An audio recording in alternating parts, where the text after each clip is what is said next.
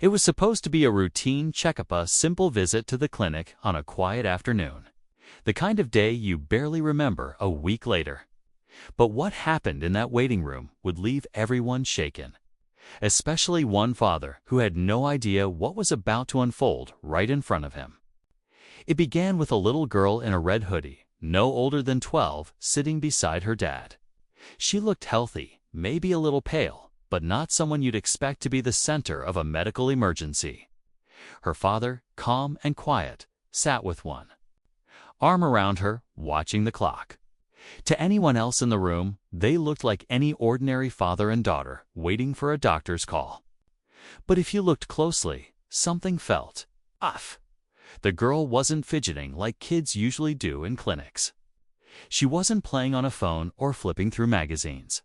She just sat there completely still, staring at the floor with a blank expression. Her shoulders were stiff, her hands tightly clenched in her lap.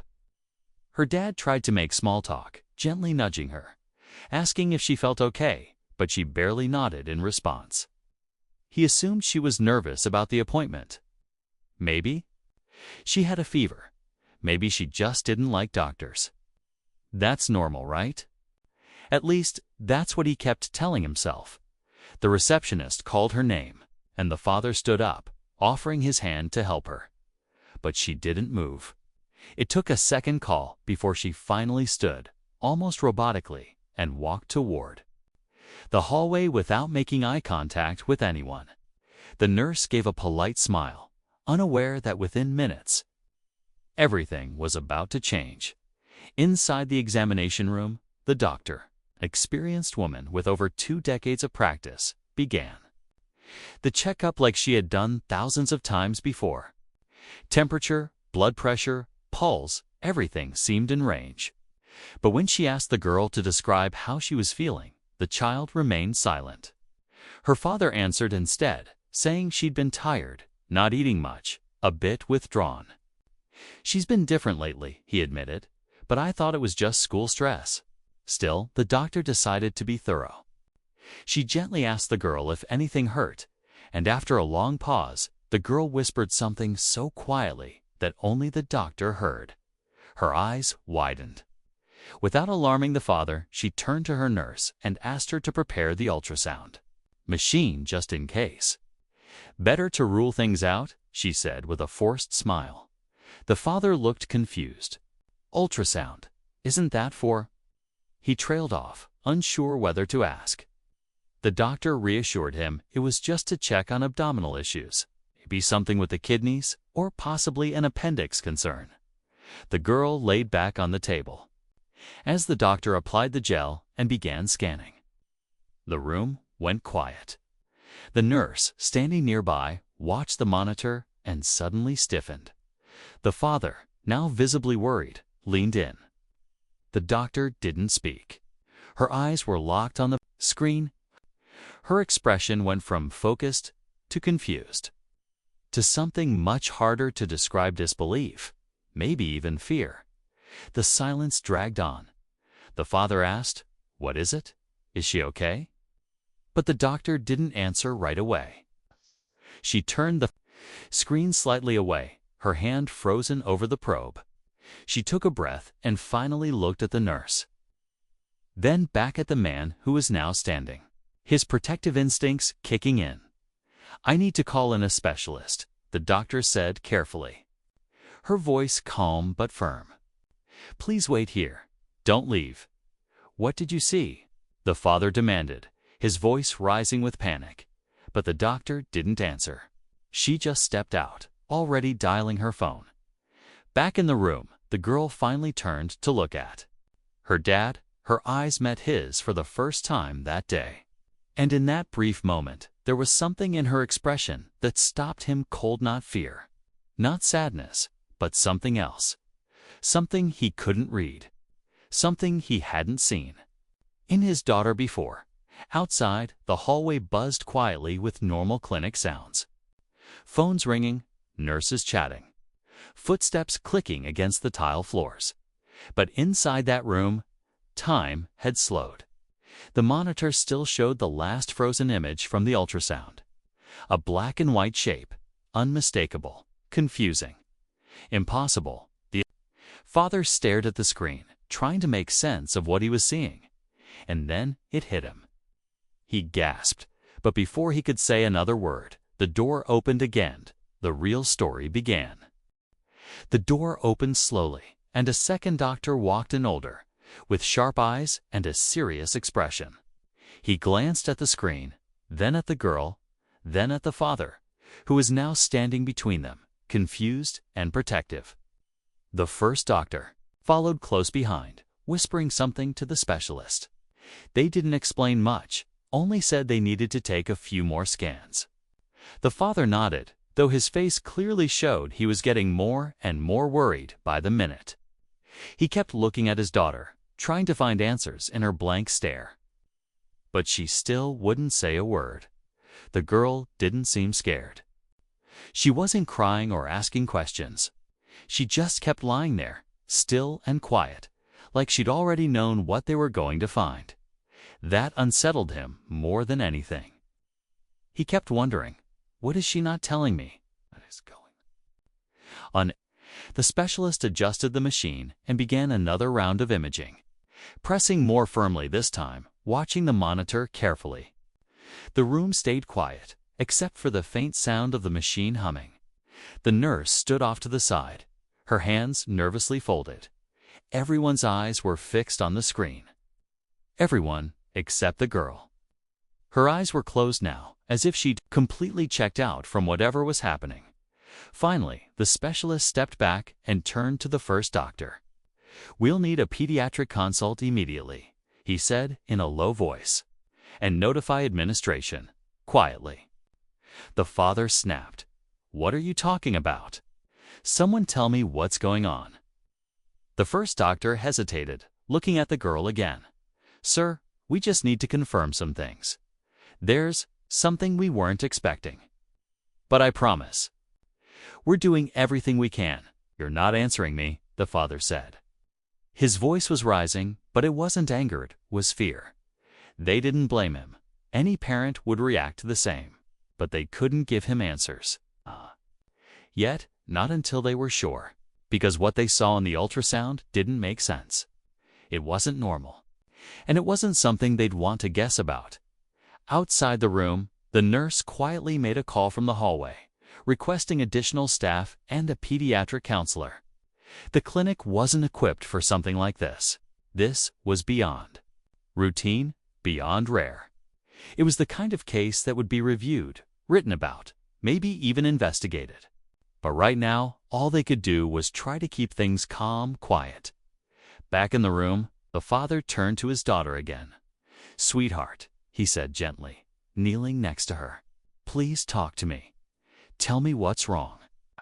You're scaring me." She finally opened her eyes and looked at him. There was a pause, like she was searching for the right words. Then, quietly, she whispered, "I didn't want you to be mad." That hit him like a punch to the chest. Mad. What could she'd possibly think he'd be mad about? His mind raced, trying to put pieces together, but they didn't form a picture, just fragments. She's been quiet lately, tired, skipping meals, sleeping too much. He thought it was stress or maybe something at school. Maybe someone said something, or she was being bullied. But none of that explained what was on that screen.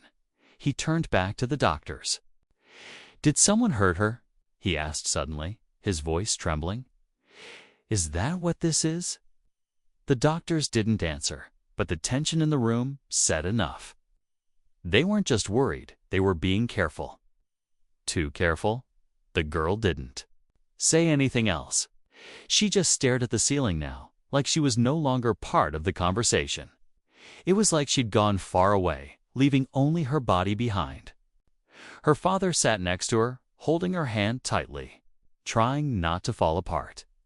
The nurse came back and handed the specialist a chart. He flipped through it quickly, then asked the father a few questions. Had she been in any recent accidents? Any illnesses? Any history of medical conditions? The father shook his head. "She's never even had the flu." She's always been healthy." The room stayed quiet after that. The specialist finally looked up. "We need to take her for further tests, a full scan. We'll have to transfer her to where?" the father asked, his throat dry. "To the children's hospital downtown. The doctor said they'll have better equipment, and we'll be able to get more answers." The father nodded slowly, trying to stay calm, but his mind was spinning. Why the children's hospital? What kind of equipment? What were they seeing? That was so serious. As the girl was wheeled out for transport, she glanced back at her father. He tried to smile for her, tried to act like everything was going to be okay, but inside, he was drowning in fear. Something was wrong, something big, and no one was telling him what it was. The hallway seemed longer than usual as they made their way out. The fluorescent lights buzzed overhead. The receptionist looked up as they passed and gave a polite smile, unaware of how serious things had become. In that moment, everything outside the room felt normal to normal, like the world hadn't caught up yet to what was happening behind those clinic doors. In the ambulance, the girl lay quietly on the stretcher while the EMT checked her vitals. The father sat beside her, holding her hand the entire ride. He didn't speak, neither did she. But every now and then, he caught her looking at him with the same expression, like she knew something he'd DN single quotes. By the time they reached the hospital, a team was already waiting. More nurses, another doctor, a counselor. They moved quickly, guiding the girl into a new room and starting the process all over again. Questions, more scans. But the image from the clinic was already burned into everyone's mind. It wasn't just strange, it was unexplainable. It had features, structures, shapes that didn't belong in a child's ultrasound, and no one knew how to make sense of it. As the medical staff worked around her, the girl remained quiet. Still, calmed out. Her father stood by the door now, pacing, waiting for anyone to explain what was going on. But all they could tell him for now is that they were doing everything they could. What they didn't say not yet was that this case was unlike anything they had ever seen. The hours dragged on in the children's hospital. Every hallway echoed with the sounds of busy staff, ringing phones, and soft murmurs between nurses. But inside the private room where the girl now lay, the air was thick with silence. Her father sat in the corner, hunched forward with his hands clasped together, eyes locked on the floor. He hadn't left her side since the ambulance ride, but now he felt more helpless than ever. Doctors came and went, taking scans, checking vitals, whispering things to each other that he couldn't hear. No one had told him anything concrete. Just vague phrases like under observation and waiting on results. The girl remained quiet through it all. She barely responded to anyone, even when spoken to directly. But she wasn't scared, at least not visibly. She was calm, almost. Too calm for a child in her situation. The kind of calm that made people uncomfortable, that made her seem older than she was. Occasionally, she would glance toward her dad as if wanting to say something, but the words never came. And that silence only added to the unease in the room. Meanwhile, behind closed doors, the doctors were reviewing the ultrasound again and again. No matter how many times they looked at it, the same image stared back at them: an internal growth in the abdominal cavity that didn't resemble anything typical. It had shape, symmetry. It showed signs of development, but not like a cyst or tumor. Something about it was organized. It even seemed to shift slightly on later scans, though the girl reported no pain. The pediatric specialist couldn't make sense of it. Neither could the radiologist. There were too many unknowns, and the stakes were too high to guess. Elsewhere in the hospital, a social worker had been called in to assess the situation. The unexplained findings and the girl's withdrawn behavior raised red flags, especially since she hadn't been willing to say much about her symptoms. The social worker sat with her briefly, gently asking questions, trying to make her feel safe enough to talk. But the girl didn't open up. Not yet. She only whispered one word when asked if she felt afraid. No. While the doctors debated the strange scans, another question was quietly being asked behind the scenes. Was the girl hiding something? Or worse, was someone hiding something from her? Back in the hospital room, the father finally stood up and stepped out into the hallway to get some air. His heart was pounding. He couldn't take the waiting anymore. He found a nurse and asked again for answers, but she could only repeat what had already been said. "The team's doing everything they can, sir. They're just being careful." Careful? Of what? He asked. "You all keep saying that. Careful of what?" She didn't have an answer. When he returned to the room, the girl was awake, her eyes following him as he sat back down. For the first time all day, she reached out and held his hand.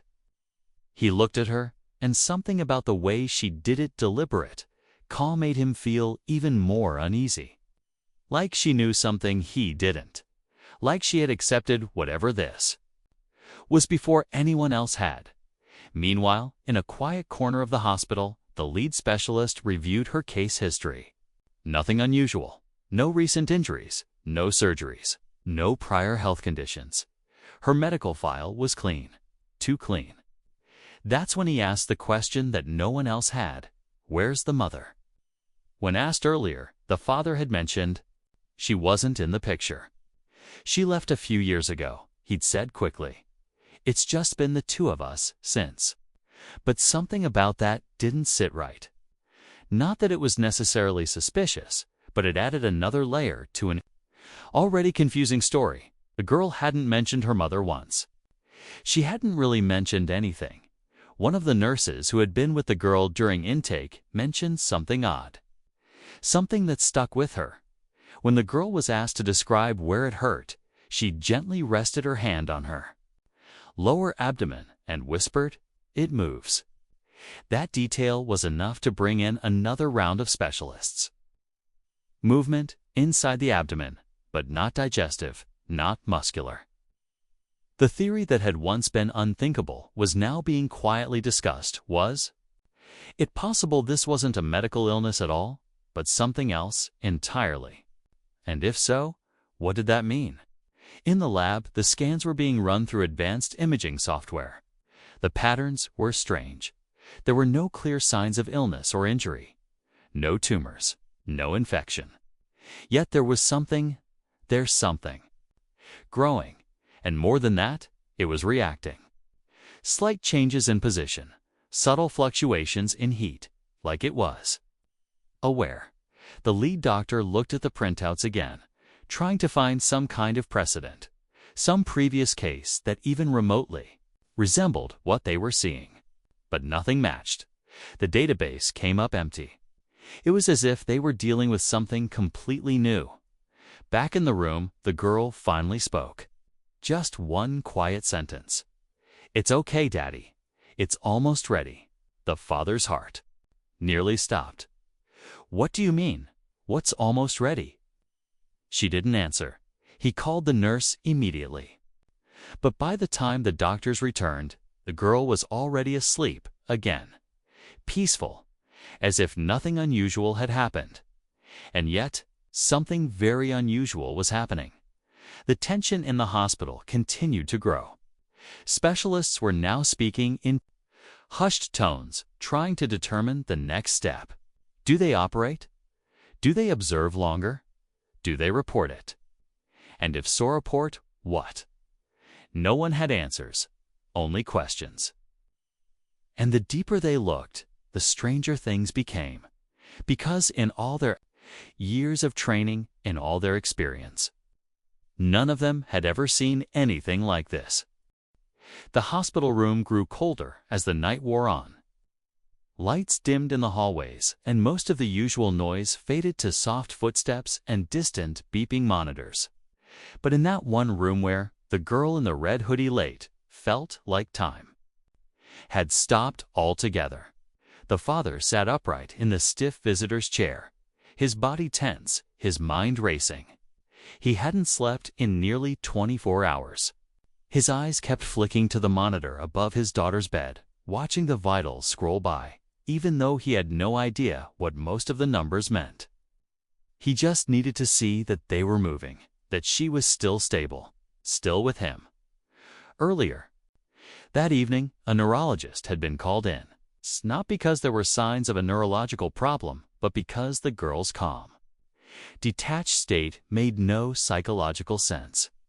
Her behavior didn't match the physical findings, and the findings didn't match any known medical explanation.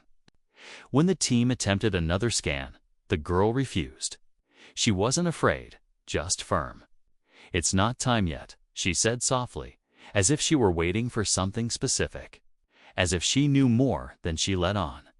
That same phrase, "it's almost ready," echoed through her father's mind over and over. What did it mean? What was she talking about? He looked at her as she slept, curled slightly on her side, her face calm and innocent. She didn't look sick. But deep down, he knew something wasn't right. Something big. He could feel it.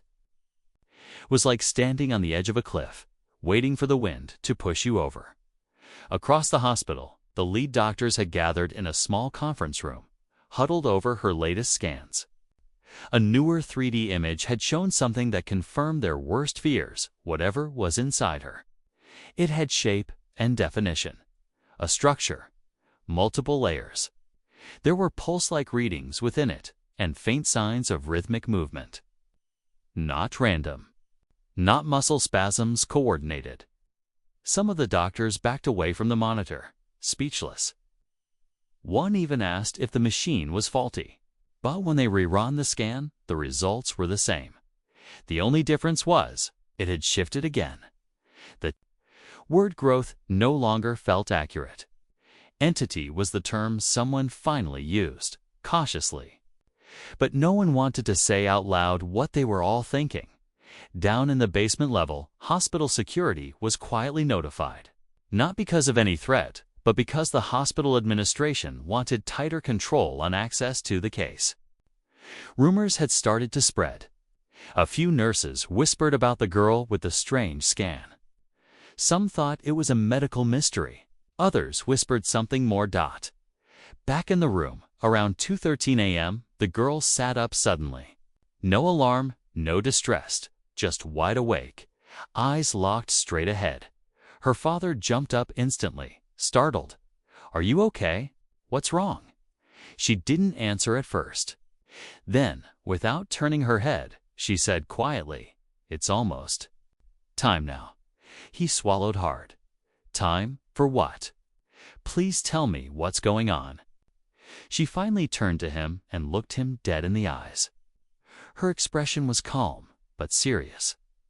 "I didn't want to scare you, but it has to happen soon." Before he could respond, the machines beside her let out a soft, alert tone.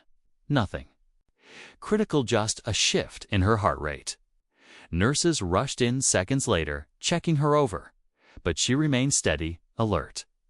Her father kept asking the same question, "What has to happen?" But she remained silent in the control room nearby. The most recent scan was being processed. The technician froze, staring at the screen, then called over the on-call radiologist. The growth, it had moved again. Only this time, not subtly. It had shifted to a new position, lower, more centralized, and now clearly showed structural division, sections, chambering, and something that looked like vertebrae. The radiologist turned pale and told the technician to page the pediatric surgical team. Now, this wasn't something they could wait on anymore. A code went out quietly to prep the emergency surgical bay, while upstairs, one of the senior doctors rushed to speak with the father. When she arrived, the girl was still upright in bed, staring forward. Her skin was pale, and beads of sweat had begun forming at her temples. "We need to take her in for immediate imaging and possible intervention," the doctor said quickly. "There's been a significant change in her condition." The father stood frozen. "You still haven't told me what's wrong." What are you seeing? The doctor hesitated, clearly holding back more than she could admit. We're seeing development we can't explain. Her vitals are stable for now, but the internal structure is becoming more active. Active, he echoed. You're talking like it's alive. She didn't confirm it, but she didn't deny it either by the time they wheeled the girl out of the room. The hallways were being cleared. Staff stepped aside, watching as she passed. Everyone knew something strange was happening, but no one had words for it, only theories, only fear. In the prep room, just before entering the advanced imaging chamber, the girl looked up at her father one last time. She smiled faintly and said, "It's okay. I won't be scared if you're with me." He nodded, choking back a lump in his throat, gripping her hand tightly. "I'm not going anywhere." As the doors closed behind them, machines hummed too. Life and monitors began blinking. The room filled with the sounds of scanning, movement, analysis. But nothing prepared them for what the next scan would show, and in just a few moments, everything they thought they understood would be shattered. The machines hummed louder as the scan progressed, filling the sterile room with a low, constant vibration. Monitors flickered with live feed imaging. The surgical team stood in tense silence as each layer of the girl's body was revealed. In sharper, more detailed resolution, her father watched from behind the observation glass, heart pounding, fists clenched at his sides. He could barely breathe. Every technician, every doctor in the room was locked in place, eyes wide, trying to process what they were seeing. It wasn't just that the mass had shifted again, it had grown rapidly, but it wasn't random. It wasn't spreading like a disease. It had shape, pattern, purpose. Then came the moment that stopped the room cold. On one of the monitors, faint pulse appeared within the structure. Not hers, another. A separate, measurable rhythm. The specialist in charge stared at it, mouth slightly open, before quietly saying, "There's a second heartbeat." Everyone turned toward the screen at once. It wasn't speculation anymore. It was confirmed, a second heartbeat. The father pressed his hand against the glass, his mind spinning. His daughter wasn't pregnant, that had already been ruled out. So what was this? What kind of condition could show signs of life that wasn't hers, but wasn't human in any recognizable way?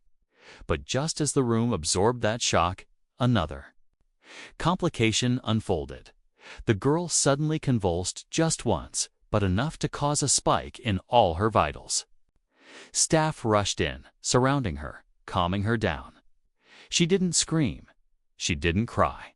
She only opened her eyes slowly, looked toward the ceiling, and whispered something barely audible. The nurse nearest to her leaned in to listen, and when she heard the words, she froze. She said, "It's not just me anymore." The father demanded to know what was happening, but he was ushered into the hallway for his safety as the medical team prepared for emergency response. Inside the control room, doctors scrambled to understand what the scans were now revealing: new pathways forming in her lower abdomen. Organic tissue, but nothing that matched known human anatomy. It wasn't attacking her body, it was integrating with it. Somehow, it was using her to survive, maybe even to finish developing. Theories turned darker.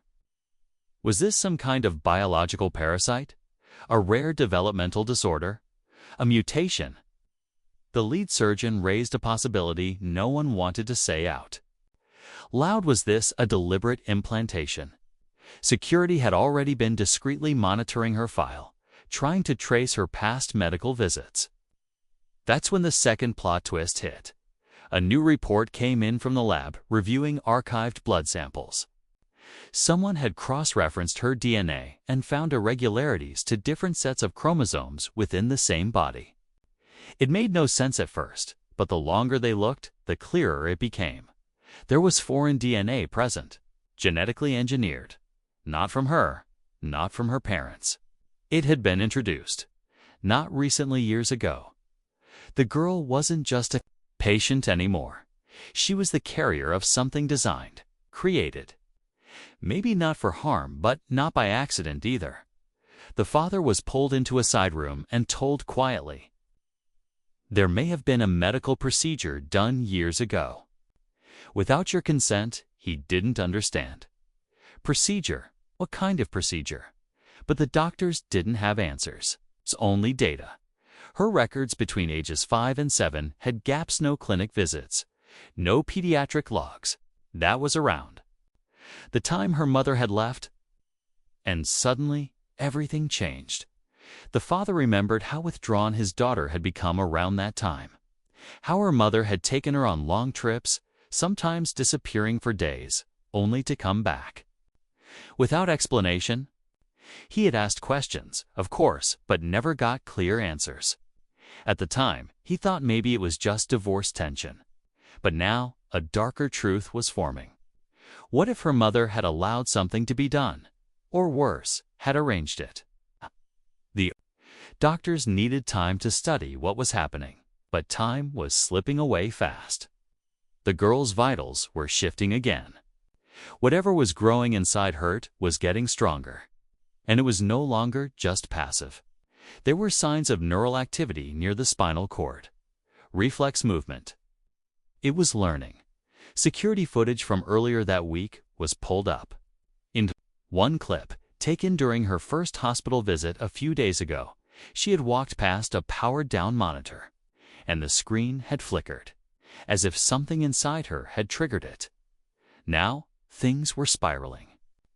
Doctors from outside institutions were being contacted, all under strict confidentiality. But leaks were bound to happen. A case like this couldn't stay hidden for long. A child with an unknown entity living inside her. A second heartbeat. Foreign DNA. Potential artificial design. And a father who was just starting to realize the mother of his child may have been involved in something unimaginable. The girl's heart rate surged again. Monitors beeped in panic. Lights flashed. The lead surgeon shouted orders. She arched back. Her mouth open and a silent crino sound came out. Her entire body stiffened. The growth was reacting to. Real-time scans showed it shifting again, pressing outward. The structure was taking form, becoming more defined, more independent. They had to act now. But just as they prepared for an emergency extraction, the girl's eyes snapped open and, for the first time, she looked directly into the observation window as if she knew her father was watching. And then she spoke. Clear, steady, chilling. It wants out. Everything went still. And in that moment, every person in that room understood this wasn't just about saving her anymore. It was about stopping whatever was coming next. The room burst into controlled chaos the moment those 3 words left her lips. It wants out. Nurses scrambled to stabilize her. Doctors shouted out vitals, and a crash cart was rolled in.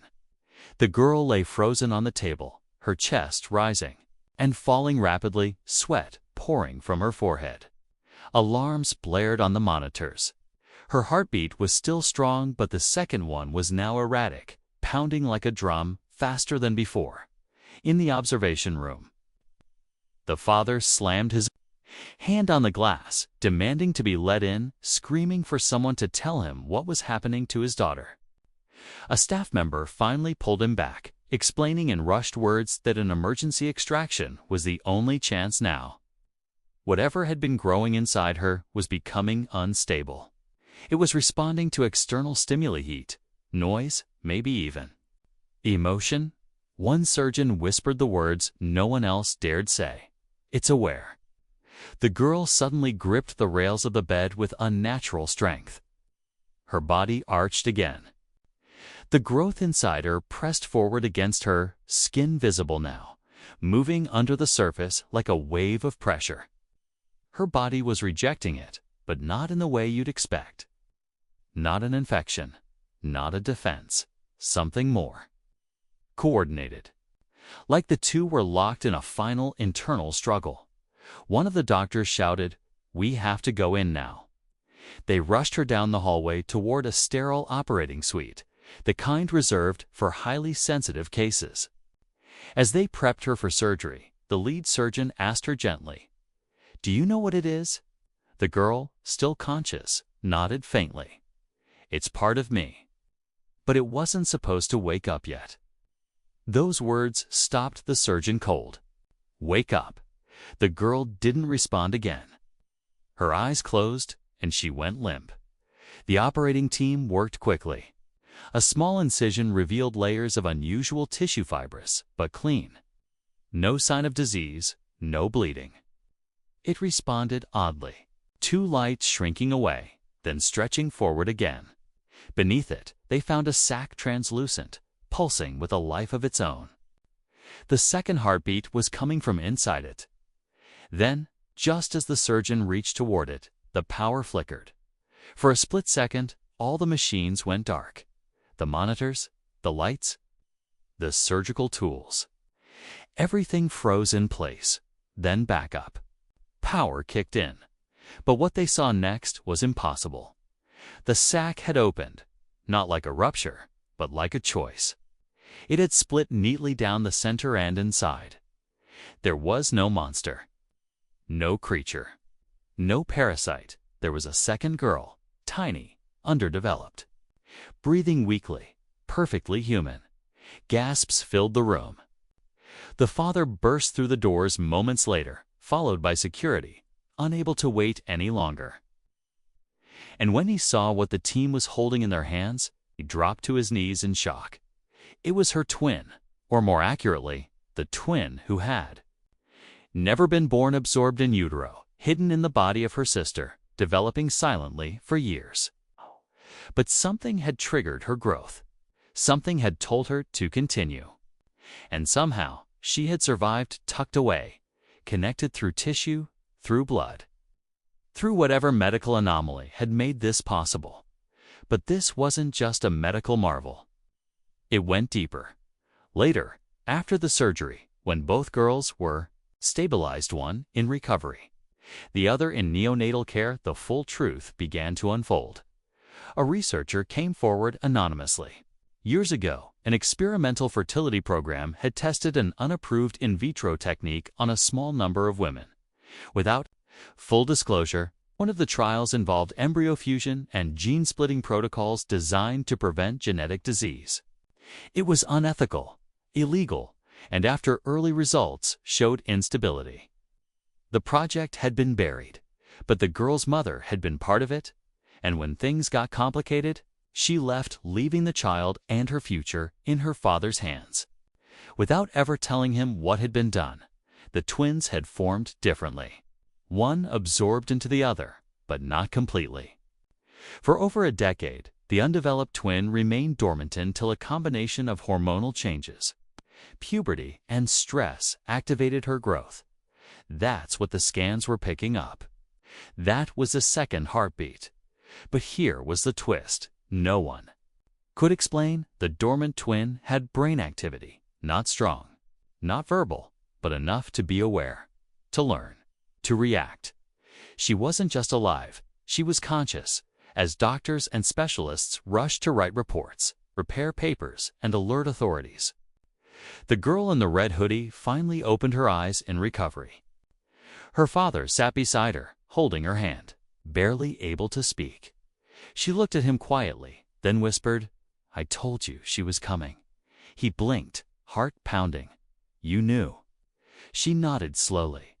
I could feel her dreaming, for a long time. In the NICU, across the building, her twin lay in an incubator, tiny and still but alive, and for the first time in days, there was silence.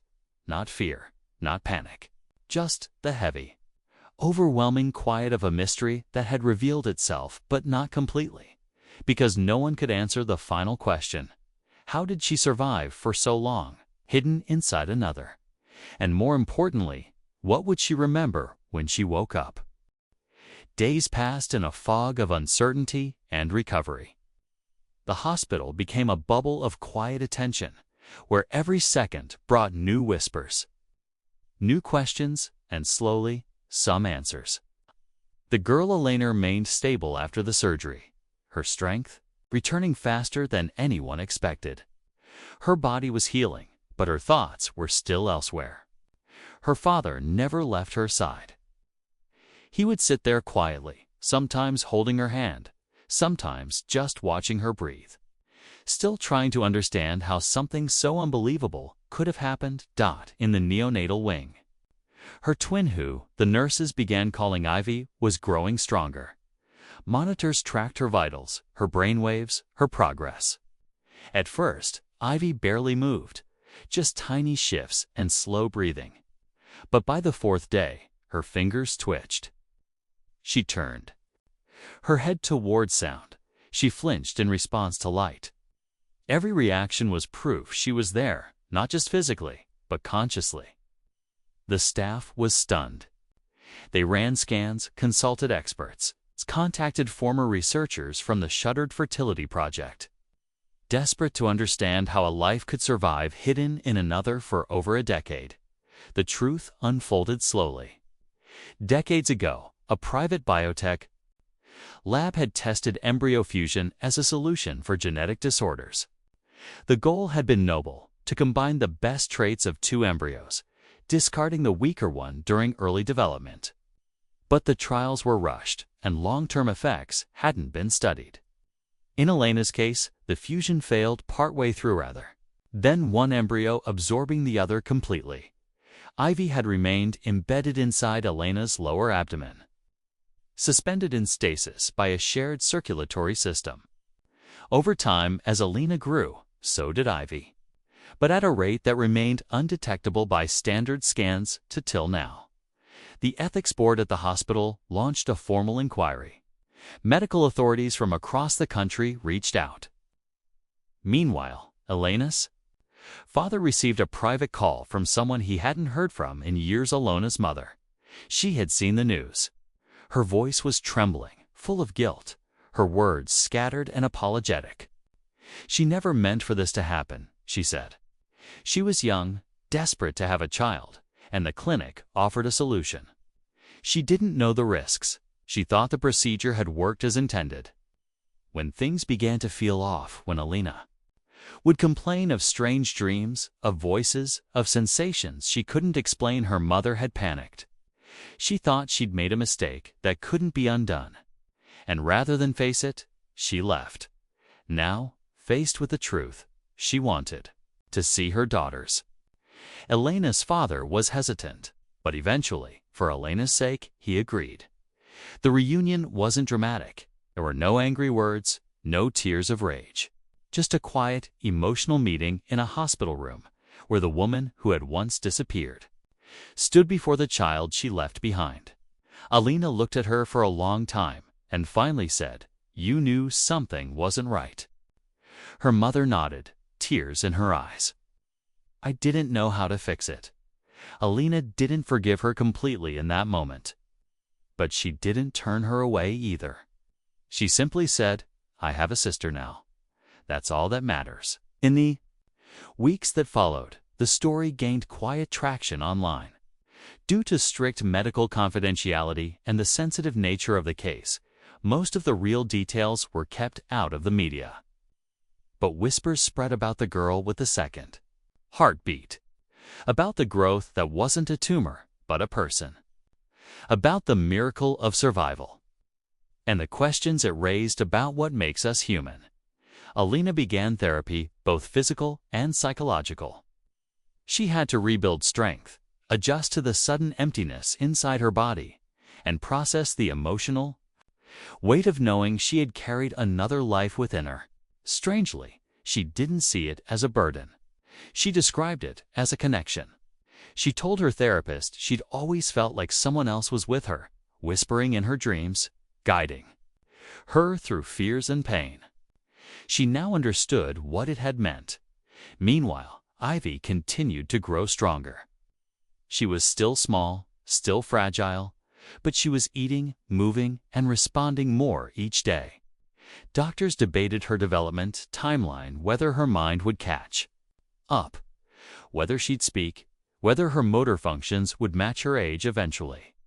But Alina had no doubts. She visited her sister daily, reading books to her, holding her tiny hand, telling her about the world waiting for her. The hospital staff had grown attached. Nurses rotated shifts just to be near Ivy. Some called it the miracle case. Others said it was a reminder of how little science still knew about the human body. One pediatrician said softly one night, "Sometimes the body protects what the mind can't even understand." That sentence stuck with Alina.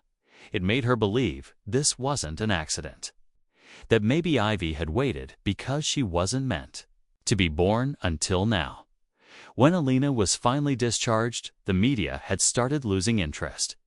No cameras waited at the doors, no interviews. It's just her and her father, walking slowly into the sunlight.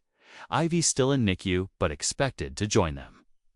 In the coming weeks, they drove home in silence, stopping briefly at a park where Alina used to play as a child.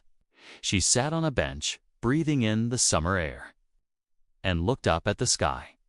"I wonder what she'll remember," she said quietly. Her father sat beside her, thinking. "I wonder what you will remember," he replied. She smiled. "Everything." In the months that followed, the case remained under study by medical researchers. It raised serious ethical discussions in the medical community about consent, about forgotten experiments, about the consequences of tampering with natural development. But for Alina, none of that mattered now. Her life had changed forever. Not because of science or scandal, but because she no longer felt alone. Ivy came home 6 weeks later. Her room was ready. A soft crib, a window with sunlight pouring in, and a big sister waiting with open arms. Alina would sit for hours beside her, talking to her, telling her stories of what it had felt like carrying her, protecting her, dreaming her into existence.